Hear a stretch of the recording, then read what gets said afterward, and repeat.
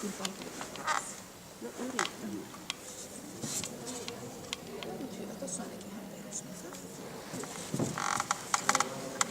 Täällä lämpimässä, ettei ole kylmää. Vaikka mä ymmärsin kesän, kun jos on pyskautua, niin jos nyt on tai sitten meidän sitten. No onhan se isämaksut on näin, että kuitenkin maksaa. Joo. Ja se lääkäri voi pitää saada silti. Kenelle? Miten paljon?